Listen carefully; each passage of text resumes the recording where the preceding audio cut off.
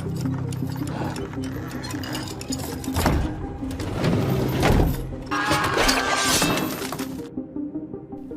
semuanya, selamat datang kalian di channel IPL Movie One.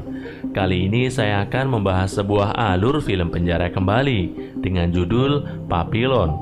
Film ini akan mengisahkan seorang bandit dari Paris yang difitnah membunuh dan dihukum seumur hidup di penjara Devil Island.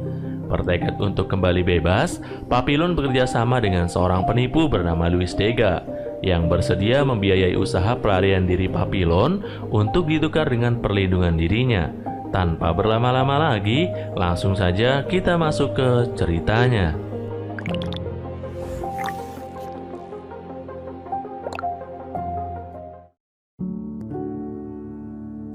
Di awal film kita akan dibawa ke kota Paris pada tahun 1931. Pada saat itu, kondisi Papillon sangat mewah dan kaya. Karena dia berhasil membobol brankas berisi berlian. Papillon ini adalah seorang anggota gangster yang mempunyai bos bernama Castelli. Dia juga mempunyai kekasih bernama Nenet. Ada sebuah kesalahan kecil yang berdampak besar dalam hidupnya, yaitu dia nekat mengambil sebagian berlian curian bosnya untuk hidup mewah bersama kekasihnya. Akhirnya dia pun ketahuan. Papillon langsung dilaporkan oleh salah satu teman kerjanya. Mendengar laporan itu, bos Papillon sangat marah. Dia pun lalu memfitnah Papillon sebagai tersangka kasus pembunuhan Ronald Reagan. Dan dia pun langsung dihukum di penjara seumur hidup. Padahal Papillon ini mempunyai rencana untuk hidup yang indah bersama kekasihnya. Akhirnya semua impian itu terpaksa harus hancur. Namun, Papillon tetap meyakinkan dan berusaha menenangkan kekasihnya untuk tetap sabar dan menunggunya, karena ia berjanji akan kabur dari penjara. Di era zaman itu, Prancis masih memperlakukan ekspansi kekuasaan pada Amerika Serikat. Maka para tahanan yang ada di Prancis bakal diasingkan ke pulau terpencil dan juga menjadi pekerja di sana selama masa hukuman. Setelah selesai masa hukumannya, mereka bakal dikirim ke Amerika. Akan tetapi, mereka tidak akan diakui lagi sebagai warga negara Prancis. Pada saat pemindahan dari Prancis ke pulau itu, Papillon bertemu dengan teman baru yang bernama Julot. Dia mempunyai niat yang sama untuk kabur. Hingga kemudian, Papillon pun bertemu dengan Louis Degas. Louis Degas ini adalah orang kaya yang mendapat kekayaan dari hasil menjual surat-surat palsu dan obligasi palsu.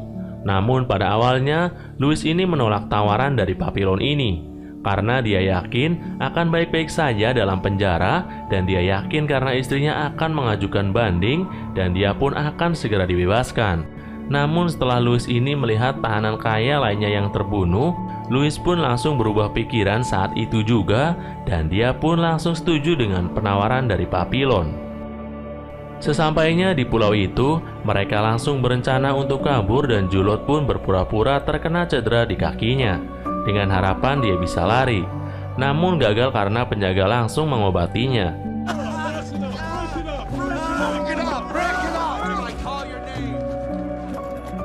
Penjara ini terletak di pulau terkecil dan punya penjagaan yang sangat ketat.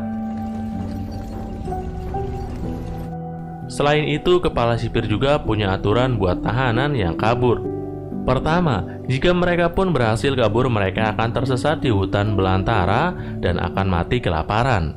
Kemudian apabila kabur dan tertangkap, mereka akan dijebloskan ke dalam sel isolasi yang sangat menyiksa. Kemudian, bila kabur lagi dan tertangkap lagi, mereka akan diasingkan ke sebuah pulau terpencil yang bernama Pulau Iblis. Mereka akan dihukum di sana selama seumur hidup sampai mati hingga membusuk. Dan peraturan ketiga, jika mereka melakukan pembunuhan, maka hukumannya langsung dipenggal. Di penjara itu banyak sekali masalah yang timbul sampai akhirnya Papillon ini bertemu dengan seorang tahanan senior yang ternyata dia adalah seorang mantan angkatan laut. Mereka berdua pun langsung mulai berbicara tentang rencana pelarian dengan memanfaatkan perahu yang bisa mereka dapatkan dari seorang pelaut yang baru saja membawa wanita penghibur ke pulau itu. Pada suatu hari, Julot pun berusaha kabur, namun sipir penjara berhasil menenangkannya. Lalu di tempat lain, yaitu di tempat pemandian massal, terjadilah perkelahian. Karena salah satu napi ada yang berencana untuk membunuh Louis, melihat itu Papillon pun langsung membela Louis. Papillon pun akhirnya berkelahi dengan napi itu dan akhirnya berhasil melumpuhkannya.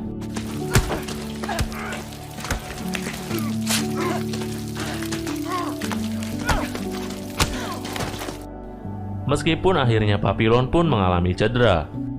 Kita kembali pada seorang napi yang di awal tadi berpura-pura cedera kakinya, yaitu Julot. Julot ini sempat berusaha kabur dan tertangkap. Namun ternyata Julot pun membunuh salah satu sipir penjara, yang otomatis berarti dia telah melanggar peraturan yang ketiga dari kepala penjara. Hukumannya adalah dipenggal. Kemudian eksekusi pun dilakukan di hadapan para napi lainnya.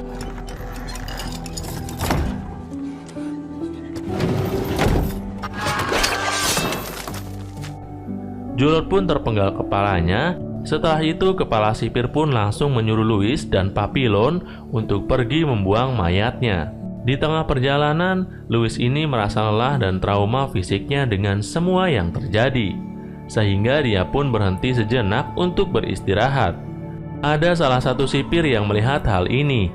Dia tidak suka lalu mencabuki Louis. Papillon yang melihat hal ini tidak tinggal diam.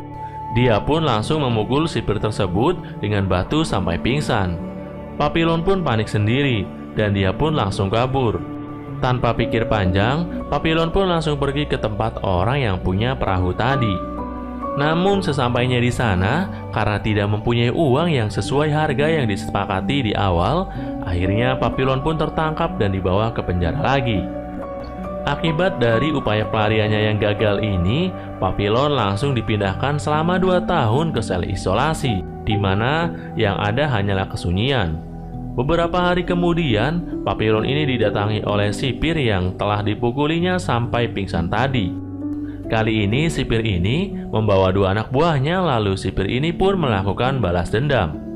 Papillon pun dihajar oleh sipir itu. Beberapa hari kemudian, diam-diam Papillon mendapat bantuan dari Louis, yaitu berupa air dan kelapa. Hingga Papillon pun mendapatkan asupan gizi. Bahkan dia sampai melatih tubuhnya selama di balik penjara, dengan berharap bisa membalas jasa Louis, dengan cara membebaskannya dari penjara. Beberapa hari kemudian, kepala lapas mendatangi Papillon. Dia menanyakan perihal nama, tentang siapa yang telah mengantarkan air kelapa kepadanya selama ini. Akan tetapi Papillon tidak mengaku. Beberapa hari kemudian, kepala lapas ini datang lagi ke sel Papillon untuk menanyakan hal yang sama. Kembali Papillon tidak mengaku lagi. Setelah beberapa hari, sang kepala sipir ini terus mengamati keadaan Papillon yang terlihat menyerah. Kepala sipir lalu mendatanginya. Dia berharap mental Papillon ini sudah hancur, sehingga dapat memberitahukannya siapa yang telah membantunya. Akan tetapi seperti biasa Papillon hanya terdiam dan membisu. Mendapatkan respon dari Papillon seperti ini, kepala sipir langsung marah. Dia menghukum Papillon dengan cara membuat selnya jadi gelap gulita. Itu ditunjukkan agar fisik serta mental dari Papillon ini hancur. Ia pun memberi makanan yang tidak layak kepada Papillon. Hal ini berakibat Papillon ini mengalami halusinasi yang sangat parah. Dikarenakan suasana selnya yang gelap gulita, dia pun sampai terbawa ke fantasi di kampung halamannya dan memori bersama pacarnya dengan segala suka dan dukanya. Akhirnya 2 tahun pun berlalu. Papillon yang dulu berbadan kekar sekarang justru terlihat kurus dan pandangannya pun terlihat kosong, karena setiap hari harus berdiam di sel yang dingin dan gelap. Kemudian selama 2 tahun itu ternyata Louis ini dapat bertahan hidup dan sekarang dia menjadi juru tulis untuk kepala sipir, dan posisinya ini ternyata dapat memberikan akses untuk posisi kunci-kunci gerbang di seluruh penjara. Louis yang mendengar kabar soal Papillon yang sudah bebas dari sel isolasi, dia pun langsung menjenguknya di rumah sakit.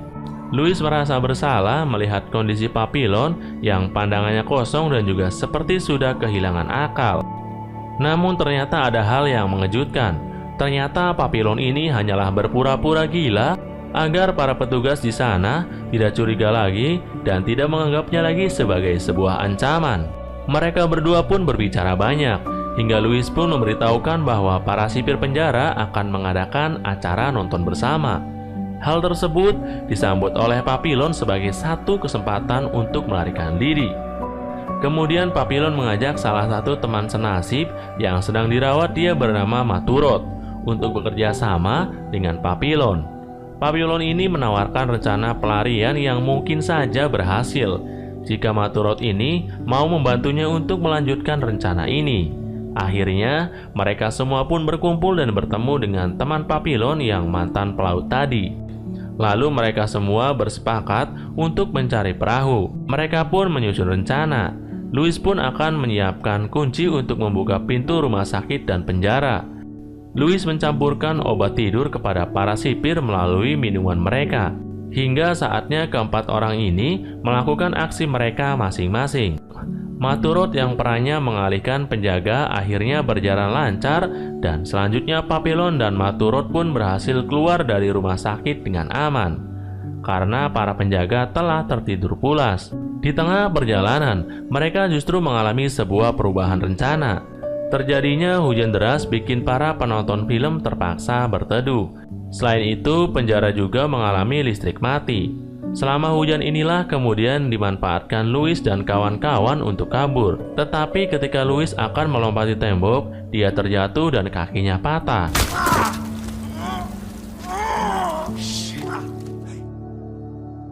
Kemudian adegan beralih saat mereka telah berhasil kabur dan mengarungi lautan.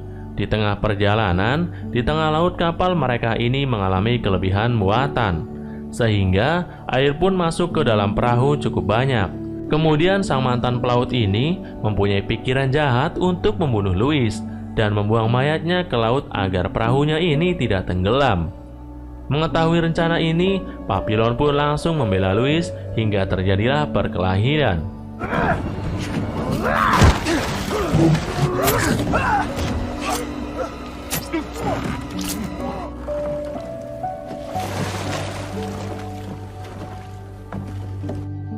Setelah itu tinggallah mereka bertiga di perahu. Namun akhirnya perahu tersebut pun tersapu ombak. Entah berapa lama mereka terombang-ambing di tengah lautan, sampai akhirnya mereka pun terdampar dan terbangun di sebuah pulau pedalaman yang dihuni oleh orang-orang yang sangat tradisional. Lambat laun akhirnya para warga di sana tahu kalau ternyata Papillon dan kawan-kawannya ini adalah para napi yang kabur dan terdampar di pulau itu. Papillon ini diselamatkan oleh seorang biarawati. Biarawati ini tahu bahwa Papillon dan teman-temannya adalah para napi dan tahanan yang kabur. Biarawati ini berjanji tidak akan melaporkan mereka, tetapi dia memberi syarat agar Papillon dan kawan-kawannya ini bertaubat. Pada suatu ketika, Papillon secara tidak sengaja melihat sebuah mobil patroli penjara. Dia langsung bergerak cepat dan mengajak Louis untuk pergi ke tempat lainnya yang lebih aman. Namun sayangnya, pada saat itu Maturot terbunuh. Dia tertembak saat berusaha lari. Papillon pun lalu memapah tubuh Louis meski dengan terpincang-pincang dan akhirnya Papillon dan Louis pun tertangkap kembali. Mereka pun akhirnya kembali dijebloskan dan menghuni sel isolasi lagi selama 5 tahun ke depan. Lalu setelah beberapa waktu lamanya, Papillon dipindahkan ke Pulau Iblis dan ternyata sebelum itu Louis sudah dikirim ke Pulau Iblis terlebih dahulu bersama dengan masuknya Papillon ke sel isolasi. Hingga Papillon dan Louis pun kembali bertemu. Pada saat itu, keadaan Louis ini sangat acak-acakan karena di pulau ini akan membuat siapapun menjadi gila dan juga depresi. Hilang harapan dan yang ada cuma penyesalan yang berujung ingin bunuh diri. Jadi intinya semua orang-orang yang ada di pulau ini hanya bisa pasrah sampai ajal menjemput mereka. Disinilah kita dapat merasakan kekuatan untuk bertahan hidup dari seorang Papillon dan keinginannya yang sangat kuat untuk bebas dari hukuman. Papillon ini berbekal dengan pengetahuannya saat dia masih menjadi tentara angkatan laut. Dia dapat melihat gelombang laut itu ternyata bergerak menuju daratan.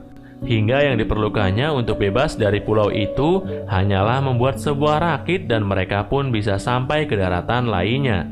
Di saat kebebasan sudah di depan mata, ternyata Louis ini secara mengagetkan bilang bahwa dia tidak ingin meninggalkan pulau tersebut. sehingga mereka berdua pun akhirnya terpaksa berpisah sambil menahan tangis. Adegan ini sangat penuh dengan keharuan karena persahabatan mereka yang sangat erat dan harus terpisah dengan cara yang cukup sepele. Ini menjadikan antara keyakinan untuk melanjutkan hidup dan juga rasa menyerah dengan semua yang sudah terjadi.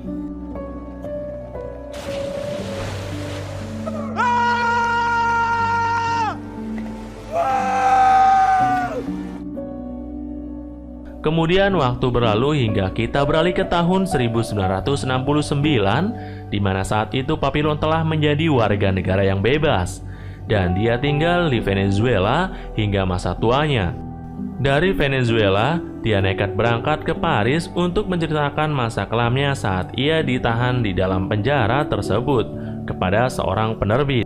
Ia ingin ceritanya disebarluaskan dan kemudian terbitlah buku yang bercerita tentang kehidupannya dan juga sebuah film yang berjudul Papillon yang sedang kalian tonton sekarang ini. Dan setelah itu, lalu film pun berakhir.